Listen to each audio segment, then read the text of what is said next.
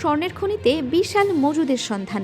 দীর্ঘদিনের আন্তর্জাতিক নিষেধাজ্ঞায় দুর্বল অর্থনীতিতে এই স্বর্ণের সন্ধান কি নতুন আশা যোগাবে? অন্যদিকে পাকিস্তানেও খোঁজ মিলেছে 636 বিলিয়ন ডলারের স্বর্ণ ভাণ্ডারের। দেখব মধ্যপ্রাচ্য ও দক্ষিণ এশিয়ার এই স্বর্ণের রাজনীতি।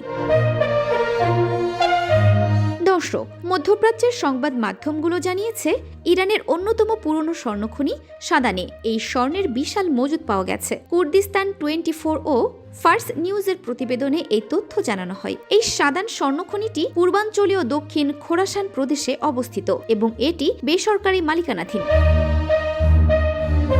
ইরানের বর্তমানে 15টি স্বর্ণ খনি রয়েছে, যার মধ্যে উত্তর পশ্চিমাঞ্চলের জারশোরান খনি সবচেয়ে বড়। দীর্ঘদিন ধরে আন্তর্জাতিক নিষেধাজ্ঞা এবং অর্থনৈতিক চাপে ইরানের অর্থনীতি দুর্বল হয়ে পড়েছে। এরই মধ্যে স্বর্ণের সন্ধান দেশের অর্থনীতিতে নতুন আশার আলো ছড়াচ্ছে। তবে ঠিক কি পরিমাণ স্বর্ণ পাওয়া যেতে পারে তা কর্তৃপক্ষ প্রকাশ করেনি।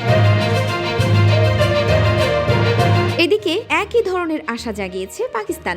গত মাসে পাকিস্তানের খাইবার পাখতুনখোয়া প্রদেশের হরিপুর জেলার তারবেলা এলাকায় বিশাল স্বর্ণের মজুদ আবিষ্কৃত হয়েছে বলে দাবি করেছেন ব্যবসায়ী নেতা হানিফ গওহর। পাকিস্তানি গণমাধ্যমকে তিনি জানান, আবিষ্কৃত স্বর্ণ ভাণ্ডারের মূল্য প্রায় 636 বিলিয়ন ডলার, যা দিয়ে পাকিস্তানের সব বিদেশি ঋণ পরিশোধ করা সম্ভব।